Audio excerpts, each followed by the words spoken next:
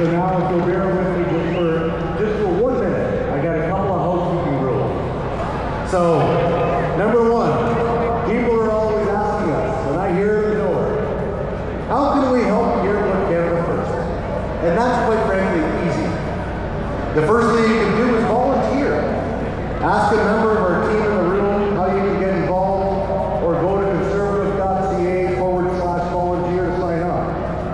We can only stop Mark Carney's Liberals from winning a 4th term with your help.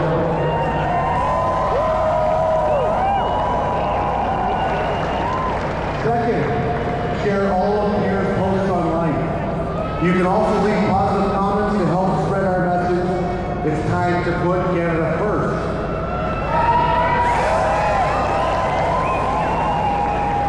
And finally, we have a number of our common sense conservative candidates here today, and you can vote your home candidate at any election Canada returning office across the country by writing in the name of your local candidate. By the way, mine is L-E-W-I-S, not L-O-U-I-S, so you all know. Or you can go online and you can, sorry, my bad, I should not have went off script. I'm going to get in big trouble for this. Sorry, we've got a number of volunteers who have the link to find your conservative candidate. Click it, find your office and your candidate, and vote. It's so important to vote, folks. And if everyone in this incredible crowd, this is important, if everyone in this incredible crowd shares a post or a picture saying you have voted or plan to vote for your strong conservative candidate, think of the impact of a crowd size like this can have on your friends and neighbors. And so, friends, in just a few minutes, I will be honored to invite up our first guest speaker. Thank you so much. This has been an amazing crowd.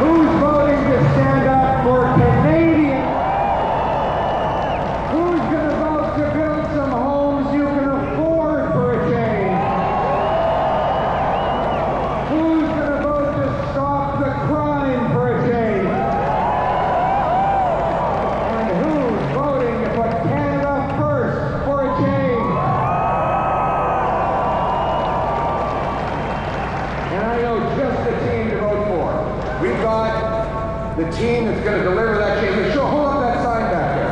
Look at that, change, right there. It's written there, right there, change. Put that one down just a little lower. Keep Kathy up, but not quite high enough to block the change. Kathy doesn't want to block the change. She wants to help us deliver the change. And that's what we're going to deliver. And we've got the incredible conservative team to do it. We've got the great Chris Lewis. Give it up for him.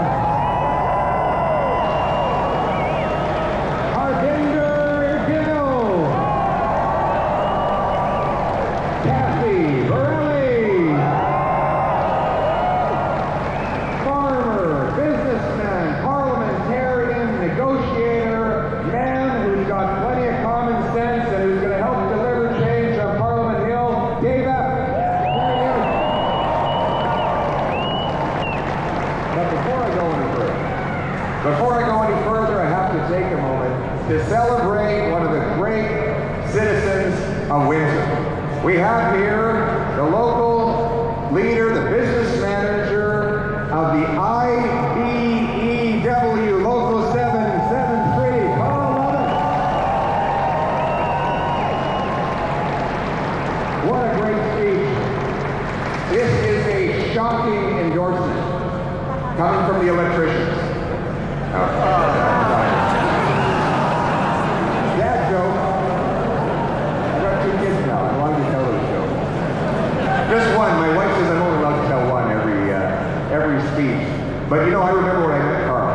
I drove over to the IBW local, and when I got there was a sign that said, "Only Canadian-made cars allowed on the lot." And he's warned me that you got to be careful you don't get a flat tire if you're not driving a Canadian-made car on his lot. He's a very patriotic guy. We sat down and talked, and the first thing he wanted to talk about was not politics, not policy. He wanted to talk to me about hunting and fishing. He loves to hunt and fish. Then the second thing, he wanted to talk about his family. And then he wanted to talk about all his friends and how proud he was to be from Windsor, and how proud he was of the electricians that he represents and fights for, and how his only wish for this country is that once again we put our workers first for a change. Thank you, Bob.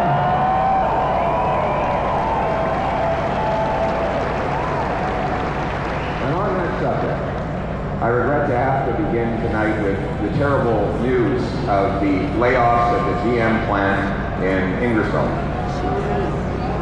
I spoke to the union representative for the area, Mike, earlier today, who was heartbroken and rattled with the conversations he would be having later that day with family members, learning that they would be going, friends and family and brothers and sisters would be going home to tell their kids that they no longer have a job.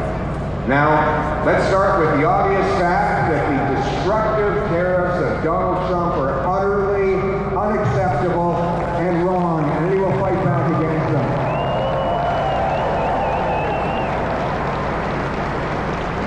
But we will also fight to protect the jobs of our workers. Conservatives will put in place a fund to give liquidity to our manufacturers to keep paying workers, keep them employed, minimize the disruption, until hopefully we can get this dispute resolved. We also intend to incentivize Canadians to buy Canadian-made automobiles.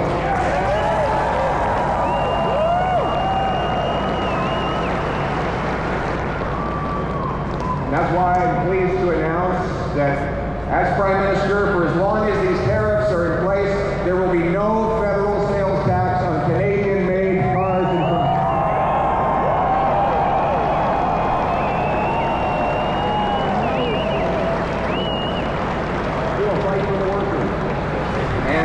We need a plan to do that. But right now, the Liberals, under Mark Carney, have no such plan. He told Canadians that he had a very productive phone call with Donald Trump, and that they made progress.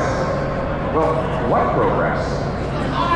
Just days after this productive call, Trump actually increased tariffs on Canada, and then a few weeks later, he paused the tariffs on almost every country in the world except Canada. Now, to be clear, I'm not blaming Mr. Carney for Mr. Trump's wrong-headed tariffs.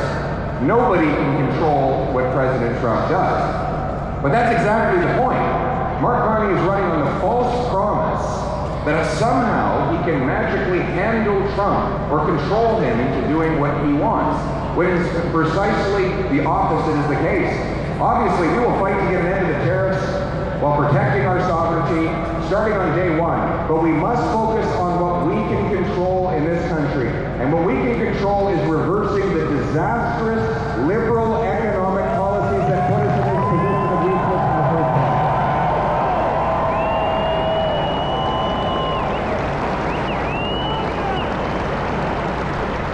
That is the lost liberal decade that Mark Carney is trying to distract you from. In fact, the entire Liberal campaign is about trying to make you forget about the last decade. Pretend it just never happened. As if we didn't have 40-year highs in inflation. It just didn't happen. As if that we didn't see food prices rise 37% faster in Canada than it did in the United States under that lost Liberal decade. Make you forget that housing costs have doubled in Canada, rising faster than in any other G7 country, that it costs 50% more for a home on the Canadian side of the border than on the US side, and that you can actually buy a castle in Sweden for a lower price than a mid-sized house in Kitchener. They want you to forget that Canada has had the worst growth in the G7, the worst household debt in that same group of nations,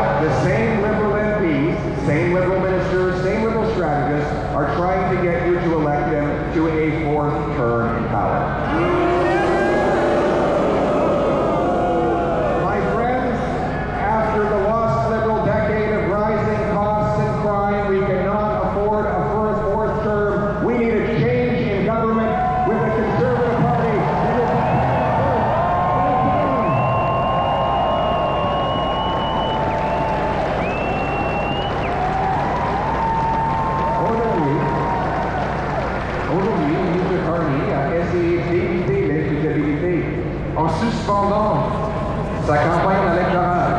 Il dit travailler sur les tarifs. Mais quels sont les résultats? Zéro résultat aujourd'hui. En fait, il y a plus de tarifs sur le Canada aujourd'hui qu'il y en avait quand M. Carney est devenu le Premier ministre. Mes amis, ils veulent que vous oubliez le fait que les libéraux ont doublé le coût de la vie, ont augmenté la criminalité pour vous faire tromper et vous convaincre de les élire pour une quatrième fois. Il ne faut pas le faire. Il nous faut un vrai changement avec un nouveau gouvernement conservateur.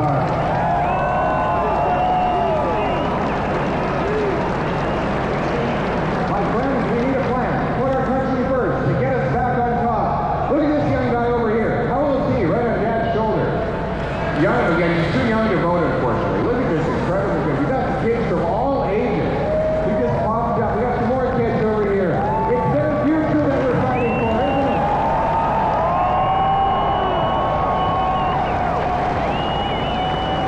They deserve a brighter future.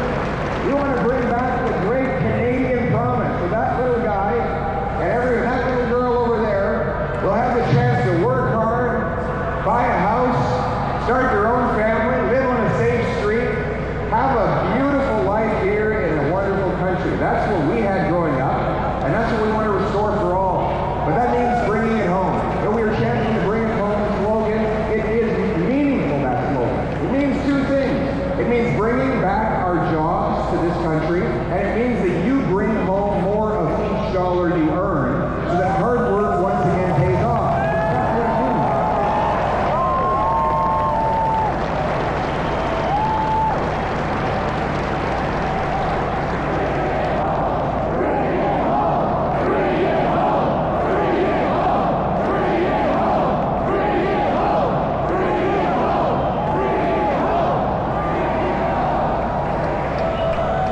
And it starts with income tax. In Canada, we have these high income taxes. They're like a fine, but you pay for the crime of working hard, right? I love this meme of this kid. He's in this park with his dad. And the kid's bawling his eyes out. He's asked his dad, what is income tax? And his dad says, well, it's like a high school report card, except the opposite. The harder you work, the worse you do. You put in an extra hour, you pay more. You get a bonus, you pay more. You get a promotion, you pay more. No good deed goes unpunished with our Income Tax Act. That's why conservatives want to change things. We want to make work pay again. And I'm announcing today, this is a liberal microphone, I think. That's why I'm announcing today, conservatives will cut income tax by 15% for the average Canadian worker.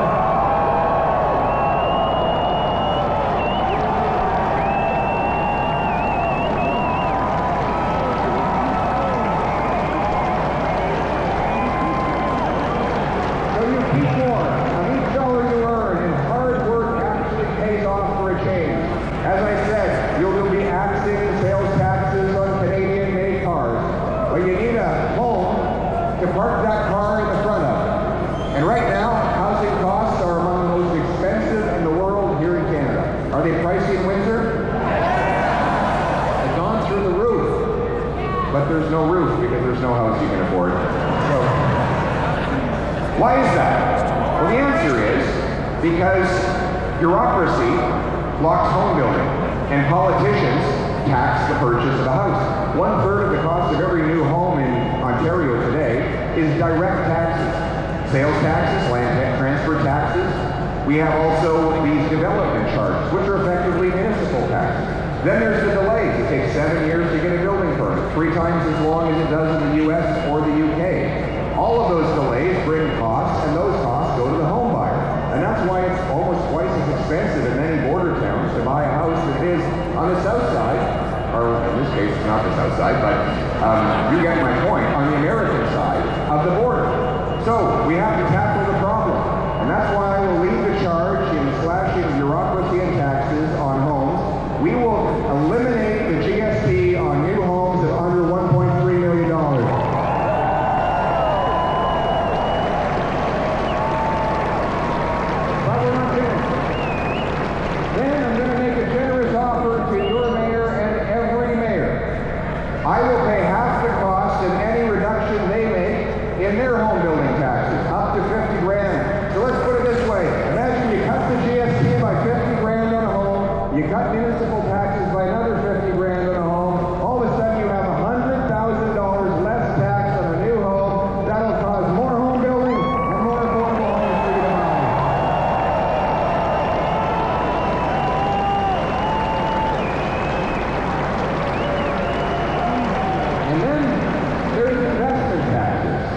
Now, a lot of time we hear the word investment, everybody's eyes glaze over and say, why should I care about what investment number the Canadian economy gets? Well, the answer is, those are the tools, the technology, the plants, the shop floors, you've got the CNC machines, the conveyor belts. All of that takes investment. And without those machines, we don't have paychecks. Well, the Liberals have raised taxes on investment and driven $500 billion of that investment south because capital goes where capital grows.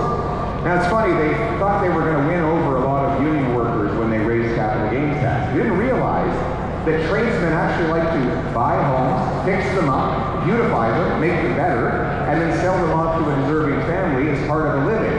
And they have to pay capital gains tax for that good deed. A lot of small business people get hammered with it as well. And that locks in investment and locks down our economy. That's why I want to bring the money home. And so I've announced the Canada First Reinvestment Tax Cut. Zero capital gains tax if you reinvest the money here in Canada.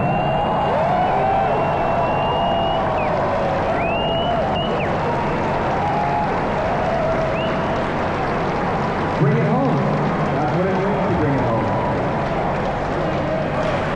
That will allow, for example, a factory that has some unused land, sell it off to a home builder who can build some homes, and then the factory can use the money to expand and hire more workers. It'll allow a small businessman who's selling out after 25 or 30 years to reinvest that money in another Canadian enterprise, or a high-tech entrepreneur to invent a new technology and create more stuff that make us all better off. We have to get rid of the worst tax of all those. It's the inflation tax. The inflation tax happens when the government prints money to pay for out-of-control spending. And you pay the bill through higher costs for everything. It sounds like a helicopter's landing on the roof or something. What's that? I think it's just the audio machine, so nobody has to freak out. Anyway, listen, like I said, it's a Liberal microphone, it's a Liberal speaker system, but we're going to talk right through it. The reality is, we'll push right through it.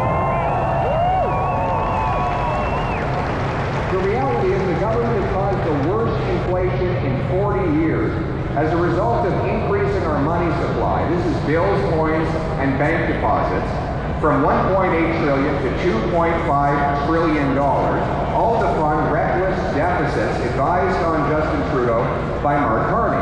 Now, you might say, well, what's wrong with having all this extra money? Isn't money a good thing? Well, if there's stuff to buy with it. But if you increase the supply of money faster than the stuff that money buys, well, then you bid up the cost of everything. If you have an economy with 10 apples and $10, well, it's $1 an apple. If you double the number of dollars to 20, you still only have 10 apples. You're not twice as rich. Each apple now costs twice as much.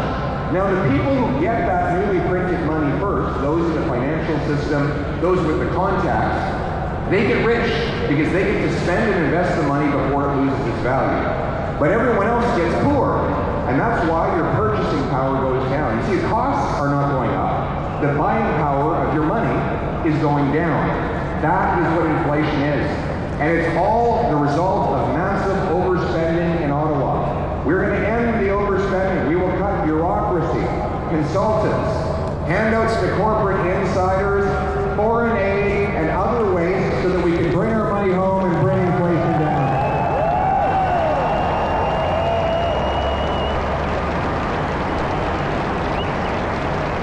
We will also bring in a dollar-for-dollar law. It will run our finances the way you run your household budget. If you increase spending here, you decrease it over there. Or you get a bargain here and there. That's not how government works. You see, because politicians and bureaucrats are the only creatures in the universe that don't have to deal with scarcity. They're spending other people's money. As a result, they just add more and more to your bill. By imposing a law that requires they find an equal number of savings for each new dollar of spending, it will require them to maximize use of scarce resources, to get more value for money, and to make the same kinds of trade-offs in the government bureaucracy that you have to make in your daily life. because single moms, small businesses, and seniors have been pinching their pennies long enough. It's time the government started pinching its pennies.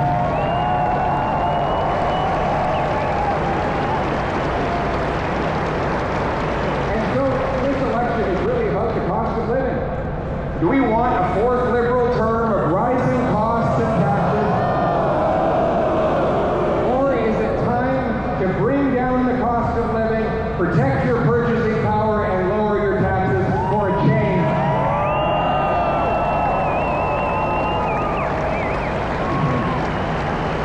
I like this. Let's bring it home. Let's axe the tax. Smart lady over there. Great time. That's a good time. Very smart people in Windsor. We got another axe the tax time. Fantastic. What else have we got? We got jail on bail. Great. Excellent. Protect jobs. Change. Lots of change. Lots of people want change today, that's for sure.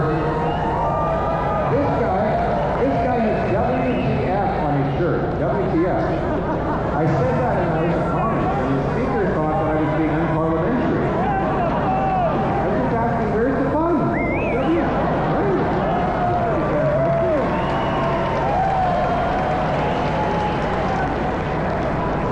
Oh, this is interesting. If you got, my glasses are still on. Why didn't you remove my glasses yet? They fell off. Pretty good looking picture, eh? What do you think? Thank you. That's a pretty impressive sign. Well, listen, instead of creating more cash, what we need to do is create more of what cash buys. You know, sometimes when I get droning on a little bit long, I put people to sleep. So, it's a cure for insomnia. But, my friends, I appreciate you all standing on your feet so long. What an incredible crowd we have here. This is amazing. It's a long time to stand up. In fact, CBC is reporting that there's over 25 people at our rally today.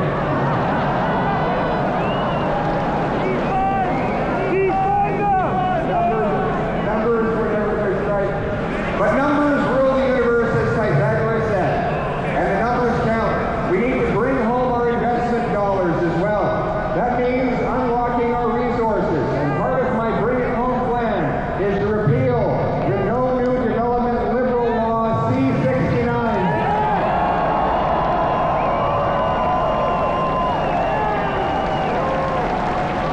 We're going to build Canadian pipelines, Canadian factories.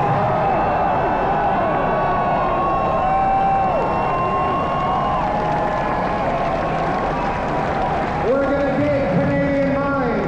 We're going to build great Canadian can-do reactors with Canadian uranium powering them. And this is a big difference, because on the other side, Mark Carney wants to keep all of the same keep it in the ground extremism as his predecessor and protege, Justin Trudeau. He wants to keep C-69, the no development law, keep the energy cap that blocks our industry from producing more oil and gas, while allowing the Americans, Venezuelans, and Saudis to produce as much as they want. He says that 80% of our oil will have to stay in the ground, which means that's like carrying our biggest and most important financial asset. This is a great way to make us even more reliant on the Americans, but that's the choice in this election. Do you want, after a lost Liberal decade, to keep our wealth in the ground, block our resources, and depend on the Americans for a fourth Liberal term, or do you want to unlock the power of Canadian energy, Canadian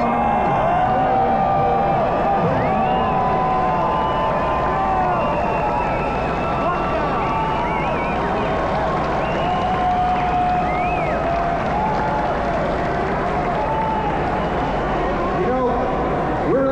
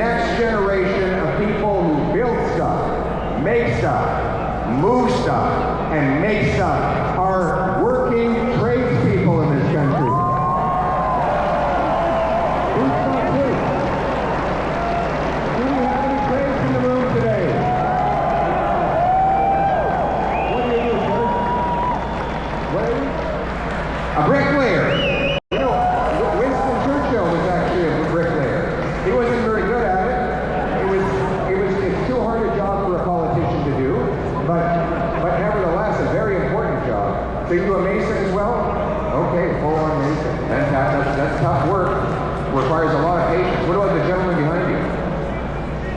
CNC machinist. That takes a lot of brain power. Those machines are very impressive. Anybody, what do we got over here? You're a steam fitter? Plumber, right on. Plumber. A good union plumber. United Association? Right on, you got a great union. Yes, your union has endorsed us as well. Thank you very much to the plumbers and pipe fitters. What do we got over here? What's that? A tool maker. Okay, so welder. Excellent. Yeah, that's fantastic. Excellent. Who else do we got? We got another trade. Yes, this young lady here. A laborer. Excellent. Very important hard work. Thank you very much. Very young lady. I'm actually doing an apprenticeship myself. Cabinet maker. Cabinet maker. Okay. I stole that joke from Johnny McDonald, the truth is be told. What do we got over here? What do we got over here, Tommy? We got carpenters everywhere. Guys with the hammers. Amazing. You know, the tradespeople are the future. I tell every young person, get yourself a trade. Not only will you have a practical skill, it will teach you how to solve problems. It will teach you how things work. You can then turn that into a business and employ a lot of people. The best business people I met today are actually from a trades background. It's not the lawyers and the MBAs anymore. It's the tradespeople. They're the ones that are going to be ruling the world. And we need more of them. And we've got a real plan to do it. I've announced I'm going to be partnering with unions like the UA, the IBEW, and many more to fund 350,000 training placements for our young people in the trade.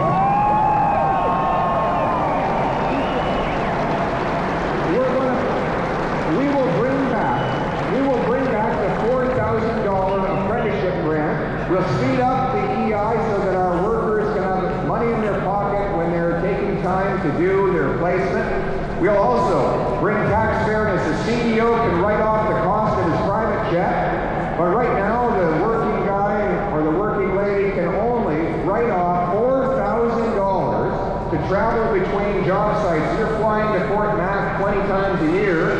You're not going to make it on $4,000. So we're going to bring in the bill from Chris Lewis, a great bill. Tax fairness for traveling trades workers act, so you can write off the full cost of food, transportation, and accommodation.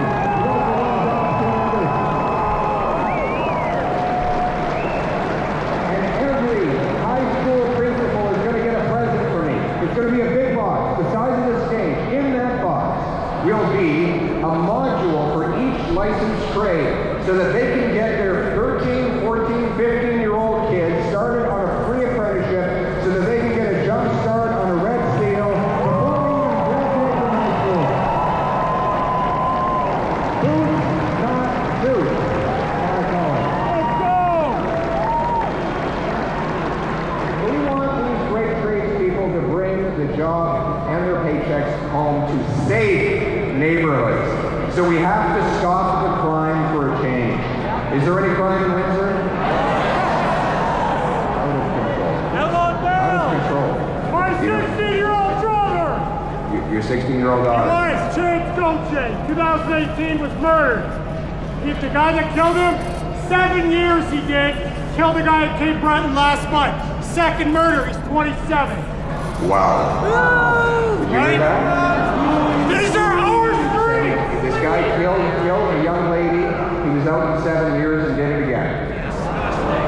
These are the stories we hear every day. Rampant offenders offending again and again and again. You know they tell the police now that they're not even worried about getting caught. It's too much trouble to try and avoid getting caught. So they don't even bother with it. They get arrested and then they're released again. The good news is we don't actually have a lot of criminals in Canada. The bad news is they are very productive.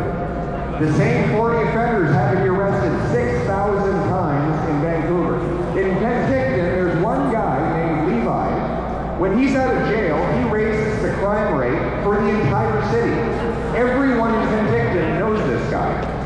We've seen the countless stories of people murdered by someone who's out on bail, even after they've committed multiple offenses. Women who are pleading with the system to keep their abuser behind bars, but they keep letting him out, and he comes back and reoffends and threatens the children. My friends, this is the madness that resulted from liberal catch and release law C-75, which requires judges release rampant offenders at, quote, the earliest opportunity and under the least onerous conditions. That's the law. There's C-5, the house arrest bill. So you can do serious violent sexual or drug crimes and serve your sentence in your living room, watching Netflix or playing Grand Theft Auto while you run the clock down on your sentence. And then there's C-83, the liberal get Paul Bernardo out of jail free card. My friends, we will repeal each and every one of these laws. Catch and release gone. House arrest gone. Paul Bernardo back to a maximum security penitentiary.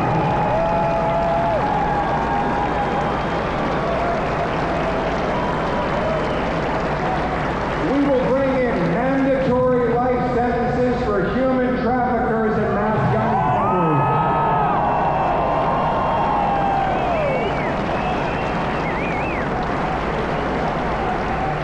And anyone convicted of 3 separate serious offenses will be permanently ineligible for bail, parole, probation, or house arrest. 3 strikes and you're out. 3 strikes, you're out. And then there's the drugs. There's the drugs that have overtaken our communities. Fentanyl, methamphetamines, and countless others.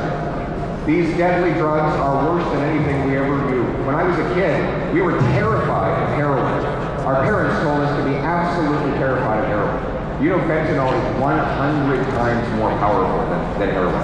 2 milligrams of fentanyl can kill a human being. And yet, traffickers get out of jail after they sell kilograms of it. And we have the government actually handing out opioids. They claim it's a safe supply. Well, if you get a safe supply of opioids from the government, then you won't overdose or die from a contamination, they say. The result has been that the dealers sell these government-funded drugs to kids at a discount and use the money to graduate out to fentanyl. And that has led to 50,000 deaths. My friends, these stories are tragic, and I hear them everywhere I go. Mothers and fathers telling me of their wonderful children. Some of them made one mistake, went to a party, had too much to drink, and took a single hit which stopped their lungs. Others who got trapped because they took an opioid to relieve pain never broke the addiction. Either way, the heartbreak is unbelievable. One man wrote me a letter saying that he held his wife's hand when she gave birth to their little baby boy. And then he held her hand 25 years later when the police knocked on the door to tell her that her boy had died of an overdose on a street corner. These stories have got to stop, and we have the plan to stop it. To start with, we will bring in mandatory life sentences for anyone caught marketing over 40 milligrams of fentanyl.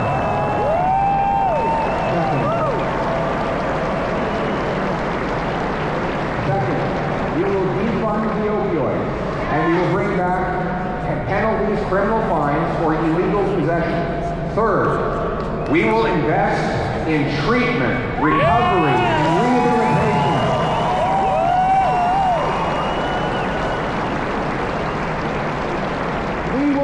We've lost 50,000 people to opioid overdoses. In honor of every single one of them, we will fund treatment for 50,000 Canadians to bring our loved ones home drug-free.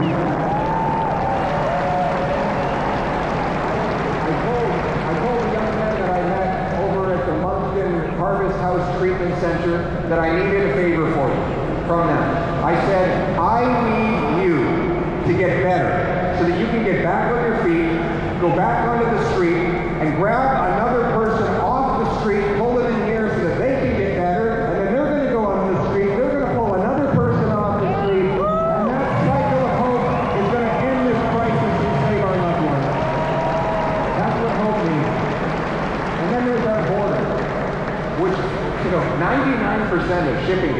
come and go uninspected in Canada. You wonder where the drugs, guns, stolen cars move through our border. It's in those shipping containers. We don't even allow CBSA to monitor the points between official ports of entry. So people can just walk or send drones over the border, breaking our laws and threatening our people. My friends, enough is enough. We're going to secure the border. We will bring in watchtowers along the duration of the border. We'll hire 2,000 frontline CBSA officers by cutting consultants and bureaucracy to pay for it. And we're going to have high-powered scanners that look into the shipping containers to intercept contraband. And you know how we're going to pay for it all? In addition to cutting back on the wasteful back office bureaucracy and consultants, we are also going to cut the wasteful multi-billion-dollar gun grab.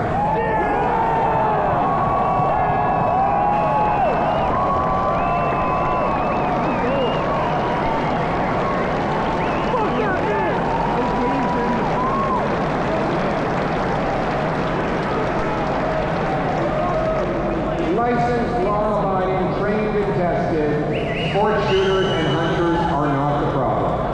But, Mark Carney in the room, we have any hunters in the room today? The Liberals will ban every single hunting rifle. Just the other day, Mark Carney re-announced Justin Trudeau's already broken promise on this file, promising to go after the lawful people, the ones who have already been vetted by the RCMP, have taken tests, are lawfully storing their property. He wants to waste billions of dollars and tens of thousands of police hours going around harassing Grandpa Joe, who has a hunting rifle. All the police think it's insane. The Toronto Police Association said this will make us less safe because they'll be spending their time going after the good guys instead of the bad guys. This is the target, my friend. I will repeal C-21.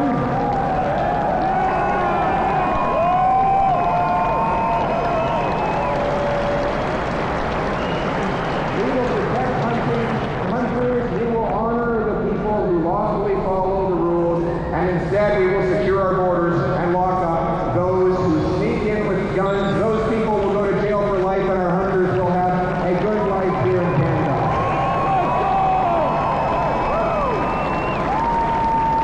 The choice of the next election is after a long Liberal decade. Rising crime. Do we want to trust them with a fourth term, or is it time for a change with a new government that will protect licensed, law-abiding people and bring safety back to our streets for a change?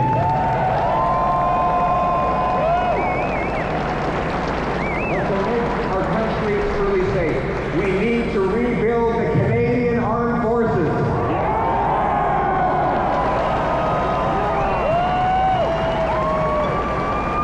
We will invest in recruitment to fill the vacancies that have so long grown up over the lost Liberal decade.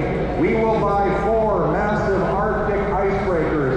We'll double the size of the first patrol of the Canadian Arctic Rangers, and we will build the first Arctic base in the northern Arctic since the Cold War.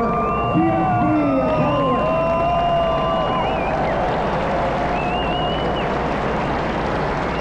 We're going to expand the cadets to give our young people mentorship under the guidance of military and ranger members who will teach them about punctuality, discipline, and countless other lessons that will apply as they learn to serve their country and prepare for the future.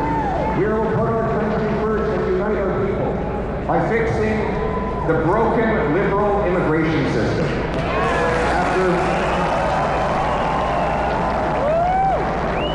We had the best immigration system in the world before the Liberals ruined it. They took on this radical Century Initiative, which seeks to increase our population to over 100 million people. We've seen the results. Adding people 3 times faster than we add homes leaves people without a place to live. And it's not the fault of the people coming into the country. They're good folks. They just want a better life. It's the fault of the Liberal government that has let this system spin out of control.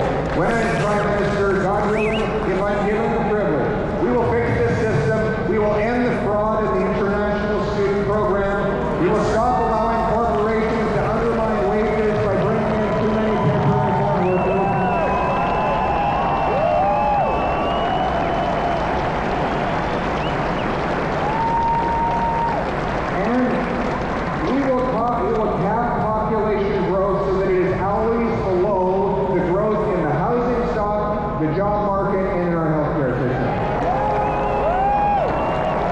We will bring our people together again. We're going to unite around our common identity, my friends.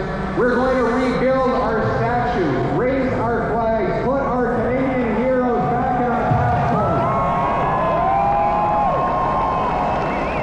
We're no longer going to apologize for being Canadian. We're going to stand up for this country, bring our money home, put our people back in charge of their lives. But the only way you will get this change is if you vote for it. Are you going to get out and vote? Are you going to tell all your friends and neighbors that they need to get out and vote? Because you're voting for hope, you're voting for change, you're voting for Canada to have a bright future again. We will be a nation that harvests its resources, trades from Canadian to Canadian, builds homes for its youth, secures its borders, protects its vulnerable, honors its history, rebuilds its military, and raises its flag. We are not a nation of tax collectors and toll masters, of gatekeepers and grandees, of rulers and rule makers. No, we are a nation of artists and adventurers, of entrepreneurs and explorers, of workers and warriors, of pioneers and patriots. What binds us together